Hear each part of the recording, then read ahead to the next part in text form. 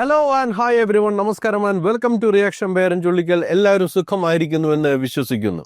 Elizabeth ഉദയനുമായിട്ട് ബന്ധപ്പെട്ട് അവരൊരു നടനുമായിട്ട് ബന്ധപ്പെട്ട് നിൽക്കുന്ന ഒരു വിഷയം, അതുമായിട്ട് ബന്ധപ്പെട്ട വീഡിയോകൾ ചെയ്തിട്ട് കുറച്ച് നാളായി. അന്നത്തെ ആ സംഭവം ഒരു ട്രാക്കിലേക്ക് വന്നു എന്നൊരു തോന്നൽ എനിക്ക് തോന്നി. കാരണം നിയമപരമായ നടപടിയിലേക്ക് എലിസബത്ത് ഉദയൻ നീങ്ങി. ഇനിയിപ്പോൾ അത് നിയമ നടപടിയിലോട്ട് പോകട്ടെ, നമുക്ക് അത് പ്രചരിഷ്ഠിക്കേണ്ട കാര്യമില്ല. എന്താണ് നിയമ സംവിധാനം ആ വിഷയത്തിൽ എടുക്കുന്ന നിലപാട് എന്ന് നോക്കിയതിനു ശേഷം അതിൽ പ്രതികരിക്കാം എന്നതായിരുന്നു ഞാൻ വിചാരിച്ചിരുന്ന ഒരു കാര്യം. ഇതിനിടയിൽ ഈ ആക്ടർ ഒരു വീഡിയോ തന്റെ ഫേസ്ബുക്കിലൂടെ പുറത്തുവിട്ടുണ്ടായിരുന്നു. പണ്ടത്തെ അത്ര വലിയ ശൗര്യമൊന്നുമില്ല, പാണ്ഡൻ നായയുടെ പല്ലിന് ശൗര്യം പണ്ടേ പോലെ ഫലിക്കുന്നില്ല എന്നുള്ളത് കൊണ്ടാണോ, ഇനിയിപ്പോ പല്ലൊക്കെ കൊഴിഞ്ഞുപോയി താൻ വിചാരിച്ച പോലെ കാര്യങ്ങൾ നടക്കുന്നില്ല എന്നുള്ളത് കൊണ്ടാണോന്ന് അറിയില്ല. ആ പഴയ കൊമ്പൊന്നും വീഡിയോയിൽ കാണാനില്ല. ആ വീഡിയോയിൽ പറയുന്ന കാര്യങ്ങൾ അതുമായിട്ട് ബന്ധപ്പെടുന്ന ചില വിഷയവുമാണ് റിയാക്ഷൻ എടുത്തിരിക്കുന്നത്. ഈ വീഡിയോ ഞാൻ കഴിഞ്ഞ ദിവസം കണ്ടിരുന്നു ഫേസ്ബുക്കിൽ. പക്ഷെ നമ്മളെ സംബന്ധിച്ചിടത്തോളം അതിനേക്കാൾ പ്രാധാന്യമുള്ളൊരു വിഷയം നമ്മുടെ രാജ്യത്ത് നടക്കുന്നുണ്ട്. ആ വിഷയമായിട്ട് ബന്ധപ്പെട്ട് പലരും നടത്തിയ പരാമർശങ്ങൾ, അതുമായിട്ട് ബന്ധപ്പെട്ടാണ് കൂടുതൽ സംസാരിക്കേണ്ടതെന്ന് തോന്നി. അതുകൊണ്ട് ഈ വിഷയം പിന്നീട് സംസാരിക്കാമെന്ന് കരുതി മാറ്റിവെച്ചിരിക്കുകയായിരുന്നു. അപ്പോൾ ആ വീഡിയോ ആണ് റിയാക്ഷൻ വീഡിയോ എന്ന് പറഞ്ഞല്ലോ. പക്ഷെ നമുക്ക് ആ വീഡിയോ അങ്ങനെ തന്നെ എടുത്ത് കാണിക്കാൻ പറ്റില്ല. കാരണം ആൾക്ക് നേരെ നിന്ന് അഭിപ്രായങ്ങളെ നേരിടാൻ പറ്റാത്തത് കൊണ്ട് ഈ സ്ട്രൈക്ക് കൊടുക്കുന്ന ആളാണ്. കുറെ യൂട്യൂബ് ചാനലേഴ്സ് ഇങ്ങനെ സ്ട്രൈക്ക് കൊടുത്തിട്ടുണ്ടായിരുന്നു. അതുകൊണ്ട് നമ്മൾ ആ വീഡിയോ കണ്ടന്റ് ആയിട്ട് എടുത്തിട്ടില്ല. പക്ഷെ ആ വീഡിയോയിൽ പറയുന്ന ടെക്സ്റ്റ്, അതിനെ ബേസ് ചെയ്തിട്ടാണ് റിയാക്ഷൻ. അപ്പൊ നമുക്ക് എന്തായാലും ആ ടെക്സ്റ്റ് ഒന്ന് വായിച്ചു നോക്കാം. എല്ലാവർക്കും നമസ്കാരം. നിങ്ങൾ ആ പുള്ളിക്കാരന്റെ ടോണിലൊക്കെ കേട്ടോളൂ. എല്ലാവർക്കും നമസ്കാരം. എല്ലാവരും സുഖമാണോ? ഭയങ്കര ഹാപ്പി ആയിരിക്കുന്ന ഒരാളാണ് ഈ വീഡിയോ എടുക്കുന്നത്. എന്നിട്ട് ചിരി, എന്നിട്ട് പറയുന്നു കോകില തന്നെയാണ്. അപ്പൊ അപ്പുറത്തിരിക്കുന്ന വ്യക്തിയുടെ ചിരിയും നമുക്ക് കേൾക്കാം. ഒന്നുമില്ല, നമ്മൾ എന്താന്ന് വെച്ചാൽ കുറച്ച് ദിവസം നമ്മൾ മിണ്ടിയില്ല. ഇത് പറയുമ്പോൾ എന്തോ മിണ്ടാൻ പോകുന്നത് വിചാരിക്കുമ്പോൾ തൊട്ടടുത്ത ഡയലോഗാണ്. എല്ലാവരും നന്നായിരിക്കട്ടെ. എനിക്കിത് കണ്ടപ്പോൾ ഓർമ്മ വന്നത് നമ്മളുടെ ഈ ആവേശം എന്ന സിനിമയിൽ അവസാനം അതിന്റെ ക്ലൈമാക്സ് സീനിൽ ഫഹദ് അവതരിപ്പിച്ച രംഗൻ ചേട്ടന്റെ കഥാപാത്രം പറയുന്ന നന്നായി വരും എന്ന് പറയുന്നതാണ് എനിക്ക് ഓർമ്മ വന്നത്. നമ്മൾക്ക് ദ്രോഹം ചെയ്താലും എല്ലാവരും നന്നായിരിക്കട്ടെ. വിശാലമനസ്കനായ ആശൻ എന്താ അല്ലേ, തന്നോട് ദ്രോഹം ചെയ്താലും അവരോടൊക്കെ ക്ഷമിക്കുന്ന, ആ ദ്രോഹത്തോട് ഒന്നും ചെയ്യാത്ത, വീഡിയോ സ്ട്രൈക്ക് കൊടുക്കാത്ത, കേസ് കൊടുക്കാത്ത, ആളുടെ പേരെടുത്ത് പറഞ്ഞ് ഭീഷണിപ്പെടുത്താത്ത വളരെ പാവമായൊരു മനുഷ്യൻ. എല്ലാവരും ക്ഷമിച്ചിരിക്കുകയാണ്. അതാണ് എൻ്റെ ആവശ്യം. ഇവരൊക്കെ നന്നായിരിക്കുക എന്നുള്ളതാണ് പുള്ളിയുടെ ആഗ്രഹം. എത്ര കേസുകൾ ബാക്ക് ടു ബാക്ക്, എത്ര കേസുകൾ നമ്മൾക്ക് ഇട്ടു. ഈ ബാക്ക് ടു ബാക്ക് കേസ് എന്ന് പറഞ്ഞിട്ടുണ്ടെങ്കിൽ എന്തോ ഇങ്ങനെ ടാർഗറ്റ് ചെയ്തിട്ട് ആൾക്കാർ കേസ് കൊടുത്ത പോലെയാണ്. ബാക്ക് ടു ബാക്ക് കേസൊക്കെ വന്നിട്ടുള്ളത് ഇങ്ങയുടെ കയ്യിലിരിപ്പ് കൊണ്ട് അനുഭവിച്ച സ്ത്രീകൾ, അമൃത, പാപ്പു, എലിസബത്ത് ഉദയൻ, ഇവരൊക്കെ അനുഭവിച്ചിട്ടുള്ളതാണ് ഈ കേസൊക്കെ ആയിട്ട് വന്നിട്ടുള്ളത്. അതാണ് ബാക്ക് ടു ബാക്ക് കേസസ്. അവനവൻ്റെ കയ്യിലിരിപ്പ് ഇങ്ങനെയാണെങ്കിൽ ബാക്ക് ടു ബാക്ക് കേസൊക്കെ വന്നുകൊണ്ടേയിരിക്കും. നോ പ്രോബ്ലം, പുള്ളിക്ക് അതൊന്നും പ്രശ്നമല്ല. ആവശ്യം വന്നാൽ നമ്മൾക്ക് തീർക്കാവുന്ന കാര്യങ്ങളല്ലേ എന്ന് വെച്ചാൽ ഇയാൾ വിചാരിച്ചതൊക്കെ തീർക്കാൻ പറ്റുന്ന കാര്യമാണെന്നാണ് പറയുന്നത്. ഇനി ഏത് രീതിയിൽ തീർക്കുമെന്നുള്ളത് അറിയില്ല. ഒരു ലൈൻ പ്രൊഡ്യൂസറിന് ഉണ്ടായിട്ടുള്ള അനുഭവമൊക്കെ എലിസബത്ത് പറഞ്ഞ് നമ്മുടെ ചേർത്ത് വായിക്കണം. പിന്നെ പലരെയും ആയുധങ്ങളുമായിട്ട് ചെന്ന് ഭീഷണിപ്പെടുത്തിയ സംഭവങ്ങളൊക്കെ ഉണ്ട്. അപ്പോൾ ഏത് രീതിയിലാണ് തീർക്കുക എന്നുള്ള കാര്യം നമുക്ക് പറയാൻ ഇവിടെ അതിനെക്കുറിച്ച് പറയുന്നില്ല കൃത്യമായിട്ട്. ഞാൻ പണ്ടേ പറഞ്ഞിരുന്നൊരു കാര്യം, അന്ന് സ്റ്റേഷനിൽ വന്നപ്പോൾ, ഇറ്റ്സ് എ മാസ് അറ്റാക്ക്, കാശിന് വേണ്ടിയാണെന്ന് പറഞ്ഞിരുന്നു. പാലാരിവട്ട അപ്പാർട്ട്മെന്റ് കണ്ട് സ്നേഹിച്ച വ്യക്തികളെ കുറിച്ച് പറയുന്നുണ്ട്. പിന്നെ ഇയാളുടെ നിന്ന് പിന്നെ എന്തോ വലിയ തുക മേടിച്ചിട്ടാണ് ചെകുത്താനപ്പിള്ള ആളുകൾക്കെതിരെ പ്രൊപ്പഗേഷൻ നടത്തുന്നത്. അതേപോലെ യൂട്യൂബേഴ്സൊക്കെ ഇയാൾക്കെതിരെ പ്രതികരിക്കുന്ന എല്ലാവരും കാശ് വാങ്ങിയിട്ട് കൂട്ടമാടി ചേർന്ന് ഇയാൾ ആക്രമിക്കുക എന്നുള്ളൊരു സംഭവമൊക്കെ, ഒരു നറേറ്റീവ് ഒക്കെ ഉണ്ടാക്കി വെച്ചിട്ടുണ്ടായിരുന്നു. ഇപ്പൊ ആ നറേറ്റീവ് വേറെ ആൾക്കാരിലേക്ക് നീങ്ങാണ് കേട്ടോ. നിങ്ങളിത് ശ്രദ്ധിച്ച് കേൾക്കണം.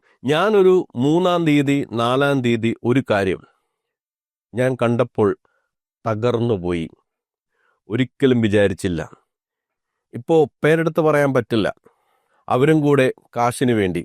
ഈ അവരാരാണെന്നുള്ളതാണ് ഇവിടുത്തെ ഏറ്റവും പ്രധാനപ്പെട്ട കാര്യം. അതായത് എലിസബത്തിനെ ഇനി പറയുന്നത് പോലെ എലിസബത്ത് ഫ്ലാറ്റിന് വേണ്ടിയാണ് പുറകെ നടന്ന രീതിയിൽ ആരോപണം വന്നിരുന്നു.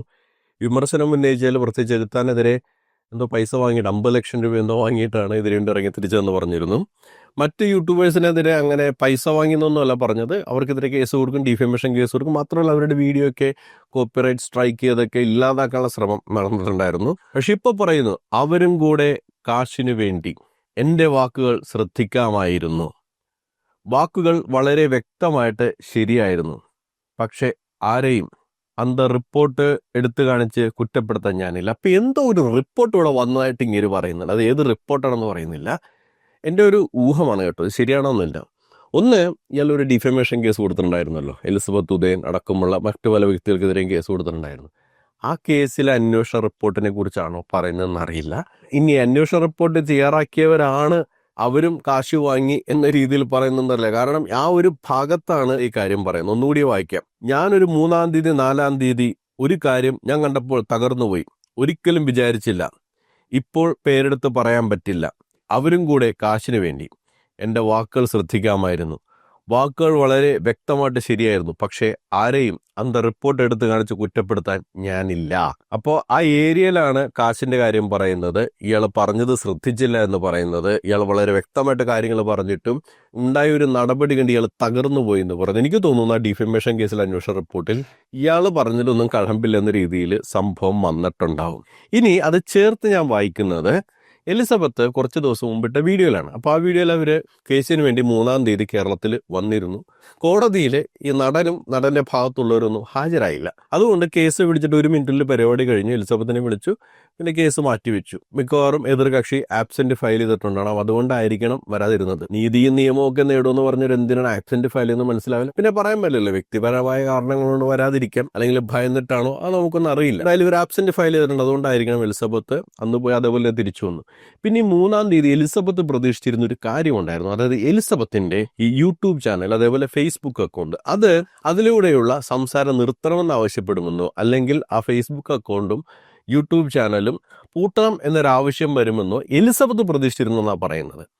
ഒരുപക്ഷെ ഈ കക്ഷിയും ആ ഒരു പ്രതീക്ഷയുടെ നടക്കുന്നത്. കാരണം എലിസബത്തിന്റെ ഒരു മൗത്ത് പീസ് എന്ന് പറയുന്നത്, അല്ലെങ്കിൽ എലിസബത്തിന്റെ ശബ്ദം പുറത്തു കൊണ്ടുവന്നത് ഈ യൂട്യൂബ് ചാനലാണ്. ആ യൂട്യൂബ് ചാനലിലൂടെയാണ് എലിസബത്ത് ഉണ്ടായ കാര്യങ്ങളൊക്കെ ജനങ്ങളോട് പറഞ്ഞത്. അപ്പോൾ ആ എലിസബത്തിന്റെ വായടക്കണമെങ്കിൽ ഈ യൂട്യൂബ് ചാനലോ അല്ലെങ്കിൽ ഫേസ്ബുക്ക് അക്കൗണ്ടോ പൂട്ടിക്കെട്ടണം. ആ ഒരു പ്രതീക്ഷ ഈ വ്യക്തിക്കുണ്ടായിരുന്നു. അത് സംഭവിക്കാത്തത് കൊണ്ടാണോ, ഞാൻ പറഞ്ഞതൊന്നും ആരും കേട്ടില്ല, ഞാൻ വ്യക്തമായി സംസാരിച്ചൊന്നും കേട്ടില്ല, ആ റിപ്പോർട്ട് കണ്ട് ഞാൻ ഞെട്ടി, ഞാൻ തകർന്നു പോയി എന്ന രീതിയിലൊക്കെ ഈ മനുഷ്യൻ പറയുന്നതെന്ന് സംശയിക്കേണ്ടിയിരിക്കുന്നു. എന്നിട്ട് വീണ്ടും പറയാണ്, വിശേഷങ്ങളുണ്ട്, അതിൽ ഞാൻ കോൺസെൻട്രേറ്റ് ചെയ്യുമ്പോൾ, ഞാനും കോകിലാവുമുള്ള വിശേഷം കോൺസെൻട്രേറ്റ് ചെയ്യുമ്പോൾ അടുത്തവൻ്റെ എന്നുകൊണ്ട് അവിടുത്തെ സ്റ്റോപ്പ് ചെയ്യണം. അതായത് എനിക്ക് എൻ്റെതായിട്ടുള്ള കാര്യങ്ങൾ പറയാനുണ്ട്, എൻ്റെ വിശേഷങ്ങൾ, ഞാനും കോകിലാവും ചേർന്നുള്ള വിശേഷങ്ങളുണ്ട്. വ്യക്തിപരമായി ചിലപ്പോൾ സന്തോഷമായിരിക്കാം. ഇപ്പോൾ കുക്കിംഗ് ചാനലൊക്കെ ഉണ്ടെന്ന് പറഞ്ഞു, എന്തെങ്കിലും ആട്ടെ, അവർ ഏത് രീതിയിലും ചെയ്യട്ടെ, അത് അവരുടെ വ്യക്തിപരമായ കാര്യമാണ്. എന്നിട്ട് പുള്ളി അവിടെ അർത്ഥവിരാമത്തിൽ നിർത്തിയൊരു കാര്യമാണ് അടുത്തവൻ്റെ. അതായത് അവൻ്റെ കാര്യങ്ങൾ ഞാൻ ഇനി പറയണോ, അല്ലെങ്കിൽ എൻ്റെ കാര്യങ്ങൾ കോൺസെൻട്രേറ്റ് ചെയ്യണോ എന്ന് പറയവിടെ നിർത്തുന്നു.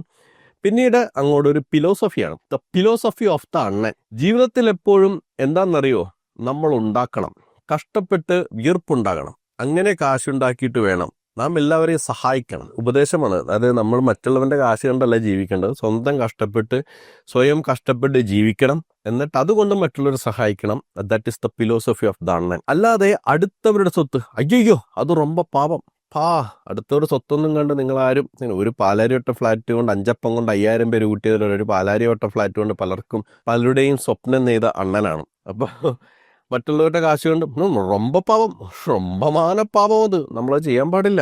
അതൊക്കെ പറഞ്ഞിട്ട് റിപ്പോർട്ട്, വീണ്ടും റിപ്പോർട്ട് എന്ന് പറയുന്നു. റിപ്പോർട്ട് ഞാൻ, പിന്നെയും ഒരു അർത്ഥവിരാമമാണ്, പിന്നെ ചിരിക്കുന്നു. അതെല്ലാം കഴിഞ്ഞിട്ട് എല്ലാവരും നന്നായിരിക്കട്ടെ എന്ന് പറഞ്ഞ് അവസാനിപ്പിക്കുന്നു. എനിക്ക് തോന്നുന്നു ഈ 3-ാം തീയതി നല്ലൊരു ബാക്ക് ഫയർ അണ്ണന് കിട്ടിയിട്ടുണ്ട്. അണ്ണൻ്റെ സ്വാധീനവും പണവും ഉപയോഗിച്ച് എന്തും ചെയ്യാമെന്ന വിചാരത്തോടെ ആയിരിക്കും പോകുന്നത്. അല്ലെങ്കിൽ അണ്ണൻ ഇങ്ങനെയൊക്കെ പോകുന്ന കേട്ടപ്പോൾ എലിസബത്ത് വായടച്ചിരിക്കുമെന്ന് പ്രതീക്ഷിച്ച് കാണും. പക്ഷെ എലിസബത്ത് നിയമപരമായിട്ട് മുന്നോട്ട് പോയി എന്നാണ് മനസ്സിലാകുന്നത്. കാരണം ഇപ്പോൾ കോടതിയിലൊക്കെ കാര്യമെത്തി നിൽക്കുകയാണ്. മാത്രമല്ല ആ പണ്ടത്തെ ശൗര്യമാണെങ്കിൽ അണ്ണന് കാണുന്നില്ല. എലിസബത്ത് ആണെന്നുണ്ടെങ്കിൽ ഇതൊക്കെ വിട്ട് അത് നമ്മൾ പ്രത്യേകം എടുത്ത് പറയേണ്ട കാര്യമാണ്. നമ്മളിപ്പോൾ നമ്മുടെ രാജ്യത്ത് ഒരു എസ്കലേഷൻ പ്രതീക്ഷിച്ചിരുന്നു, പക്ഷേ എസ്കലേഷൻ സംഭവിച്ചില്ല. അങ്ങനെ സംഭവിച്ചിരുന്നെങ്കിൽ ചെയ്യേണ്ടിയിരുന്ന ചില മെഡിക്കൽ പ്രിക്കോഷൻസ്, അതിൻ്റെ ഭാഗമായിട്ട് പ്രവർത്തിക്കുന്ന എലിസബത്ത് ബ്ലഡ് ഡൊണേഷൻ ക്യാമ്പുകൾ സംഘടിപ്പിക്കുന്നു. ഏതെങ്കിലും രീതിയിൽ ഈ വാർ ഫ്രണ്ടിൽ പോകേണ്ടി വരുന്ന സൈനികർക്ക് വൈദ്യസഹായം വേണ്ടി വരുമ്പോൾ അതിനുവേണ്ടിയുള്ള പാക്കേജസ്, ബ്ലഡ് ഡൊണേഷൻ ക്യാമ്പ്സ്, അങ്ങനെയുള്ള കാര്യങ്ങളുമായിട്ട് വ്യാപൃതയായിരിക്കുകയാണ് എലിസബത്ത്. അല്ലാതെ ഫിലോസഫി പറഞ്ഞിരിക്കുകയല്ല. അവർ രാജ്യത്തിന് വേണ്ടിയുള്ള കാര്യങ്ങൾ ചെയ്തുകൊണ്ടിരിക്കുകയാണ്. കോമഡി എന്ന് വെച്ചിട്ടുണ്ടെങ്കിൽ ഇയാൾ പോസ്റ്റ് ഇട്ട 15 വന്ന കമൻറ്റുകളല്ല, കൊടുങ്കാറ്റിൽ ആനവാറിയ കഥ പറയുമ്പോഴാണ് നിന്റെ പാറിയ കഥ എന്ന രീതിയിലൊക്കെയാണ് കമൻറ്റ് വരുന്നത്. അപ്പോൾ എലിസബത്ത് അന്ന് പോയപ്പോൾ എലിസബത്തിന് വളരെ പോസിറ്റീവായ റെസ്പോൺസാണ് കിട്ടുക. ആ വീഡിയോ ഒന്ന് പ്ലേ ചെയ്യാം. ഈ തവണ പോയപ്പോൾ ഇന്നലെ പോയിട്ടുണ്ടായിരുന്നു. ഭയങ്കര നല്ല എക്സ്പീരിയൻസ് ആയിരുന്നു. റിസൾട്ട് എന്താണെന്ന് എനിക്കറിയില്ല, പക്ഷെ നല്ല എക്സ്പീരിയൻസ് ആയിരുന്നു. അതുപോലെ തന്നെ എനിക്ക് പേടിക്കാതെ കാര്യങ്ങളൊക്കെ പറയാൻ പറ്റി. അതുപോലെ തന്നെ നല്ല ഫ്രണ്ട്ലി ആയിട്ട് കാര്യങ്ങൾ ചോദിച്ചു. ഞാനവിടെ സ്റ്റേഷനിൽ പോയപ്പോൾ തന്നെ 2-3 വേറെയും ഇതുപോലെ കേസിൻ്റെ ആവശ്യത്തിനായിട്ട് 2-3 സ്ത്രീകളുടെ വന്നിട്ടുണ്ടായിരുന്നു. അവർ അപ്പോൾ എന്നെ മനസ്സിലായിട്ട് എന്നോട് മിണ്ടിയായിരുന്നു. അപ്പോൾ അവർ പറഞ്ഞു, ഞാൻ പറഞ്ഞു ഫസ്റ്റ് ടൈമാണ് ഇങ്ങനെ നല്ലൊരു അന്തരീക്ഷത്തിൽ പറയാൻ പറ്റണേന്നൊക്കെ പറഞ്ഞു. അപ്പോൾ അവർ പറഞ്ഞു ആരെങ്കിലും ഈ സ്റ്റേഷൻ ഭയങ്കര നല്ലതാണെന്നൊക്കെ അവർ പറയുകയും ചെയ്തു. അതുകൊണ്ട് ഒരു ഹാപ്പിനെസ് ഒക്കെ ഉണ്ട്. അപ്പോൾ എലിസബത്തിന് ഫേവറായ ഒരു കാര്യമൊന്നും സംഭവിച്ചു. അതേസമയം അണ്ണന് കാര്യങ്ങൾ അത്ര ഫേവർ അല്ല. അതാണ് പുള്ളി ആ റിപ്പോർട്ട് എടുത്തു പറയുന്നത്. എന്തോ ഒരു അന്വേഷണ റിപ്പോർട്ട് വന്നിട്ടുണ്ടെന്നാണ് ഞാൻ വിചാരിക്കുന്നത്. അല്ലെങ്കിൽ ഇനിയിപ്പോൾ നമ്മളെയൊക്കെ തെറ്റിദ്ധരിപ്പിക്കാൻ വേണ്ടി എന്തൊക്കെയോ പുള്ളി കാണിച്ചു കൂട്ടുന്നതായിരിക്കും. എന്തായാലും പുള്ളിക്ക് ഫേവറബിളായിട്ടല്ല കാര്യങ്ങൾ പോയിരിക്കുന്നത് മനസ്സിലാക്കുന്നു. അത് തന്നെ ഒരു വിജയമായിട്ടാണ് ഞാൻ കാണുന്നത്. ഇപ്പോൾ എലിസബത്ത് അങ്ങനെ പറയുമ്പോൾ നിയമ സംവിധാനം എലിസബത്തിനൊപ്പം നിന്ന് പ്രവർത്തിക്കുന്നു എന്നാണ് ഞാൻ മനസ്സിലാക്കുന്നത്. അതൊരു വലിയ വിജയമാണ്. പ്രത്യേകിച്ച് മറുവശത്തിരിക്കുന്ന ആൾ ശക്തനും സ്വാധീനമുള്ളവനും പണമുള്ളവനൊക്കെ ആകുമ്പോൾ വീക്കർ സൈഡിലിരിക്കുന്ന ആൾക്ക് കുറെ കൂടി സപ്പോർട്ട് ലഭിക്കുന്നത് അത് എലിസബത്തിന്റെ പ്രയത്നത്തിന്റെ ഫലമാണ്. അതോടൊപ്പം എലിസബത്തിന്റെ കൂടെ നിന്ന ആളുകളുടെ പ്രയത്നത്തിന്റെ ഫലമാണ്.